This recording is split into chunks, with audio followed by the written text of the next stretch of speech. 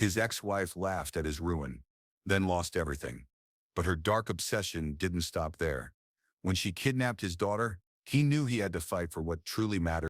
From the depths of ruin, Mark Evans had meticulously sculpted a new destiny. The dilapidated estate, once a cruel symbol of his marital downfall, now hummed with the quiet power of his resurgence. Meanwhile, his ex-wife Clara spiraled into a vortex of financial despair and public disgrace. But when the relentless media spotlight shifted, leaving her exposed and powerless, Clara reappeared. She brazenly sought him out, her desperate pleas echoing before a battery of cameras. "Mark, please, take me back," she implored, a theatrical performance for the hungry lenses. His answer? A resolute, chilling silence. Was that the end? Oh no. This was merely the prelude to a far more sinister chapter. A relentless barrage of legal maneuvers, deceitful schemes, and ultimately, an act so audacious, it sent shivers down Mark's spine. Clara wasn't content with his financial ruin. Her sinister gaze had now fixed upon his beloved daughter, Lily. How could a mother be so cruel? It had been nearly a year since Mark transformed the decaying Millstone Hill Manor into the quiet engine of his triumph. The world had already rewritten his narrative. Once the man who lost everything, he was now the comeback king no one saw coming. Investors lauded his unwavering discipline. Journalists admired his cool composure, and ordinary people whispered his name like a modern-day parable of perseverance. But not everyone had accepted this unexpected ending. One crisp morning, as Mark and Lily stepped from the gleaming marble lobby of Evans Global Investments, the piercing click of heels sliced through the city's hum. There stood Clara, a vision in pristine white, feigning innocence, her blonde hair gleaming under the pale sun. The cameras, like predatory beasts, instantly swung towards her. She didn't scream, she whimpered, her voice a fragile tremor, hands clasped in a practiced gesture of supplication. "Mark, please," she begged, tears glistening. "I made a terrible mistake. I can't live without you." A collective gasp rippled through the street.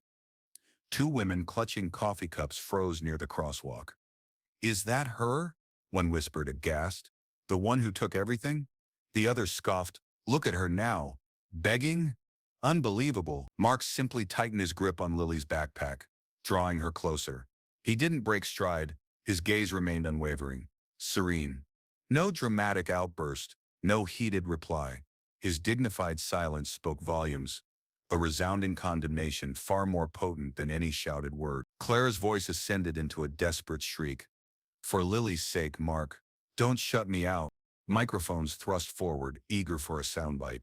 "Mr. Evans, will you reconsider?" a bold reporter shouted. Mark didn't flinch.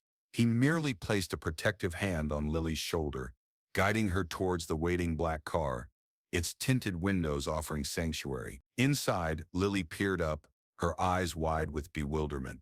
"Dad, why is she doing this?" He exhaled slowly, a heavy sigh laden with years of painful history. "Because, sweetheart, when people lose what they never truly deserved, they'll invent any excuse to avoid blaming themselves." By the next day, every blog and news outlet had the footage. Screens replayed Clara's pleading posture, her voice echoing in shaky audio. Headlines twisted it in every direction. "Ex-wife begs forgiveness. Comeback king stays silent." Clara Whitford Evans, from riches to ruin. The gossip spread like wildfire at cafes, offices, and bus stops. Everyone had a take. She used to laugh at him in court, now she's the one crying. Karma's undefeated. Maybe he should forgive her, though, for the kid's sake. Nope, she made her bed. Mark didn't feed the noise. In boardrooms, he spoke of strategy. At home, he cooked Lily's favorite pasta, stirring the sauce with the same calm rhythm as always. Life was steady, but behind his composure, he understood something clearly. Clara wasn't begging because of love or regret. She was begging because desperation had teeth. And he knew, with chilling certainty, that sooner or later those teeth would bite. Clara's public begging didn't last long. When her tears dried and the cameras moved on, she pivoted to her next weapon, the courts. Within weeks, Mark's lawyers were flooded with motions, appeals, and sudden new evidence. Clara claimed proved she was cheated in the divorce. She accused him of hiding assets, of fraud, even of manipulating the judge. These were the kinds of claims designed not to win, but to smear. The tabloids devoured it. Clara strikes back, one headline declared with a photo of her outside the courthouse, chin raised like she still wore a crown. She dressed the part too, tailored suits, oversized sunglasses, the look of someone trying to resurrect a reputation already buried. But inside those wood-paneled courtrooms, the act unraveled. Her lawyers spun fantastical theories, held up binders, waved their hands like desperate magicians. Mark, on the other hand, sat quietly beside his counsel, cufflinks straight, eyes calm. Every time Clara's voice cracked in manufactured outrage, he adjusted his sleeve, tapped a pen, or simply breathed. The stark contrast wasn't lost on anyone.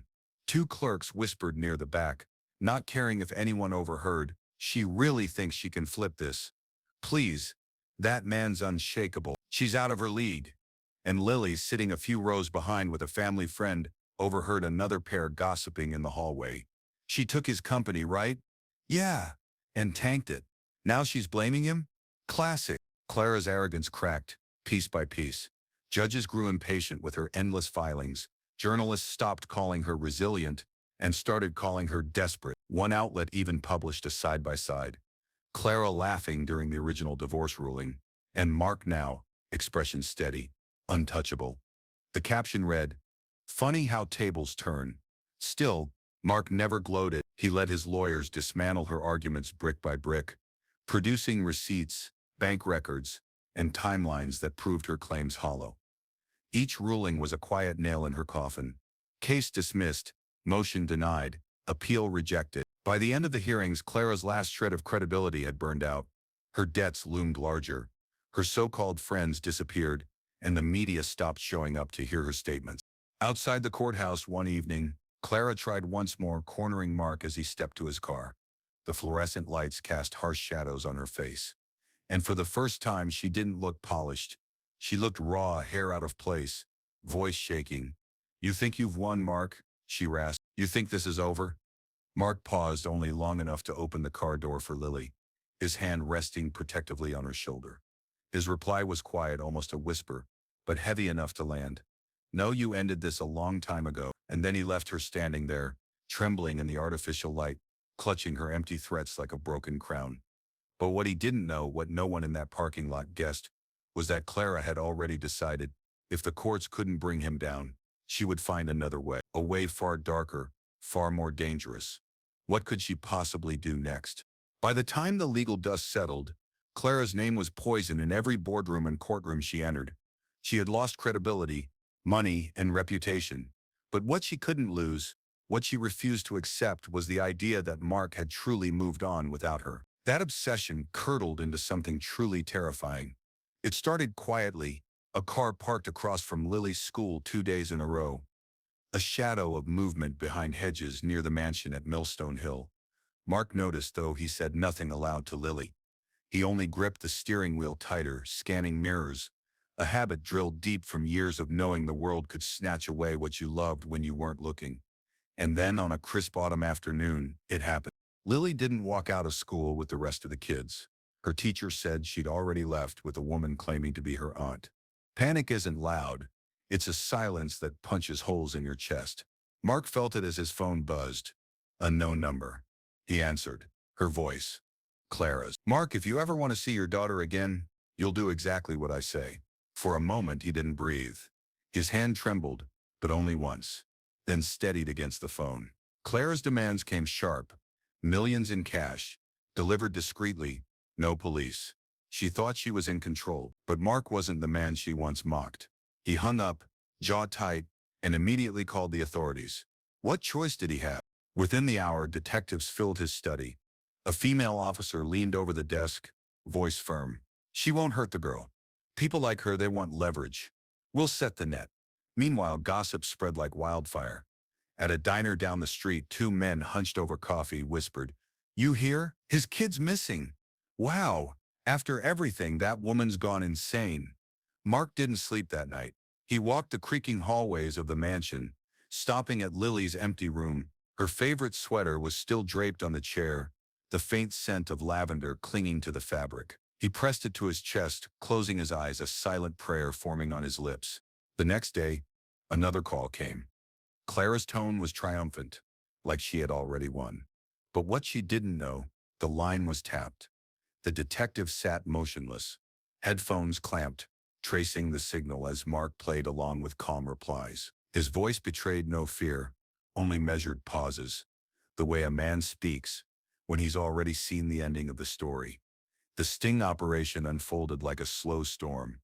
Unmarked police cars trailing surveillance vans humming quietly. Mark waited in the mansion's study, staring at the vault door, reminding himself he'd built his empire by planning, not panicking.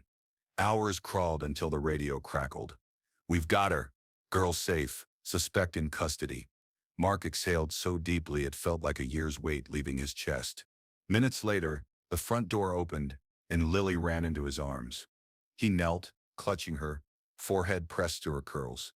"You're safe now," he whispered, his voice breaking. But just once. Behind her, two officers escorted Clara away in cuffs, her hair disheveled, her smirk finally gone. She caught Mark's eye and spat words sharp enough to cut air. "This isn't over." But it was. For the first time, Mark believed it. The trial came fast. Kidnapping wasn't a charge the state handled lightly, especially when the victim was a child. The courthouse steps swarmed with reporters again. But this time, the cameras weren't chasing Mark. They were aimed squarely at Clara, wrists cuffed, hair tangled. Her once pristine blazers traded for a prison jumpsuit hidden under a borrowed coat. Inside the courtroom, the air felt heavy, as if the wood-paneled walls themselves were tired of hearing her excuses. The judge read out the charges in a flat tone. Kidnapping, attempted extortion, child endangerment. Each word sank like a stone in water. Mark sat with Lily a few rows back, his hand resting gently on hers. She was small but composed, her sneakers swinging above the floor, clutching a stuffed rabbit that the detectives had returned to her. Every now and then she leaned her head against his arm, and he would squeeze her hand lightly, wordlessly, promising her safety. Clara's defense tried to paint her as desperate, unstable, a woman driven by financial ruin. But the prosecution's evidence was ironclad: recorded ransom calls, surveillance footage, eyewitness accounts. When the audio of her voice demanding millions played, the courtroom murmured. Two women behind Mark whispered just loud enough to hear. "She used to laugh at him. Now listen to her. Wow, from penthouse to prison. That's karma, girl." Mark didn't turn. He just fixed his gaze forward, steady, letting the whispers swirl around him. When Clara was called to the stand, her facade cracked fully. She shouted, she cried, she even tried to glare at Mark across the room. Her words tangled into a desperate, pathetic plea. "He ruined me. He made me do this." But every outburst only dug the hole deeper. The judge struck his gavel, weary of the spectacle. Finally, the verdict came. Guilty on all counts.